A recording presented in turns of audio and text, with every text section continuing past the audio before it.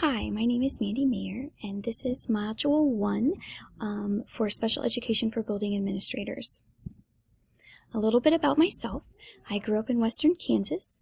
I graduated from the Teacher Ed Department from Fort Hays State University. I have been married for 12 years to my wonderful husband. We have 3 great children who are enjoying their summer vacation right now, and I've taught kindergarten for 15 years. This last year I had a new adventure.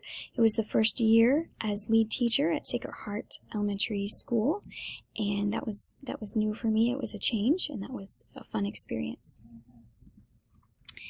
Our country's systems and institutions teach by example what a country, state, or community values, either inclusion or segregation and exclusion. Inclusion education demands that schools create and provide whatever is necessary to ensure that all students have access to meaningful learning. It does not require students to possess any particular set of skills or abilities as a prerequisite or belonging. An inclusive culture values and recognizes the contributions of all students, their families, and the community. It has been said that you can tell a climate of a school within the first 2 minutes after you walk in the entrance. Members of an inclusive school work hard to find ways to include all students, parents, and staff. An inclusive school is open to creativity and diversity. Whether we like it or not, administrators are responsible for creating that culture. Teachers, students, and staff also play an important part in the school climate, but administrators set the tone. It is important to be an advocate for the student. The standard for denying inclusive education to a student with disabilities is very high. Inclusive education is about embracing everyone and making a commitment to provide each student in the community, each citizen in a democracy, with the unalienable rights to belong. Inclusion assumes that living and learning together benefits everyone, not just the children who are labeled as having a difference. For example, those who might be labeled as gifted or non-English speakers, or maybe those that have a disability. Inclusion is a belief system. It's not just strategies. Growing diversity of the student population in the U.S. schools is a topic of great debate and concern. Differences among students may include language, culture, religion, gender, varied abilities, sexual preference, socioeconomic status, and geographic setting. The differences are often spoken about as a problem rather than an opportunity for learning. All schools should believe that each student can learn and will succeed. Diversity enriches us all, and students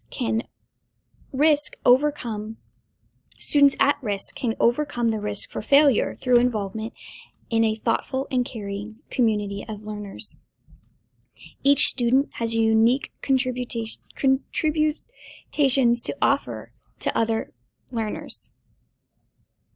Each student has strengths and needs.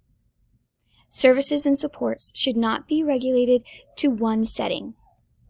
For example, not just a special classroom or a special school.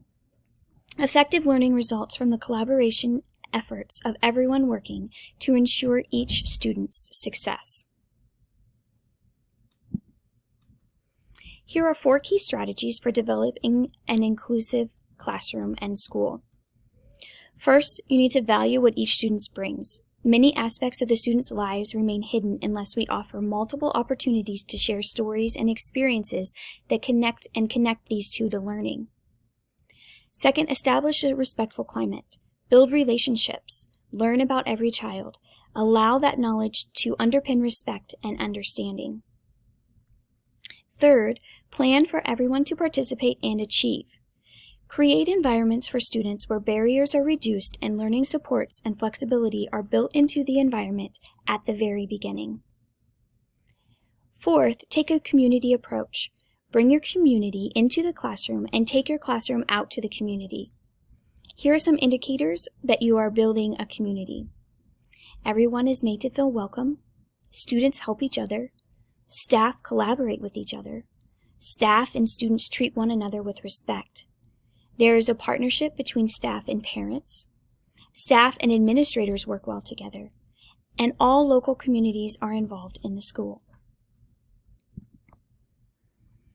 As a school leader, here are some steps that you can take to ensure and promote an inclusive culture. Provide academic support. Schools should provide academic support services to ensure that all students have the opportunity to thrive. Flexible pacing, reading specialists, and tutoring can be especially helpful to students with learning disabilities or those who speak English as a second language. Administrators can also prepare teachers. Highly trained teachers are vital to educating students without privilege and oppression. Many teachers do not have enough of an understanding of these topics to properly support students. 3. Look at your curriculum. Only by formal instruction on academic disciplines like math, schools provide students with the knowledge of facts that doesn't connect to today's greater world. It is rare for school curriculums to address concepts like privilege, oppression, global power structures, and racism. This is a key step in combating inequality. Finally, create a respectful school community.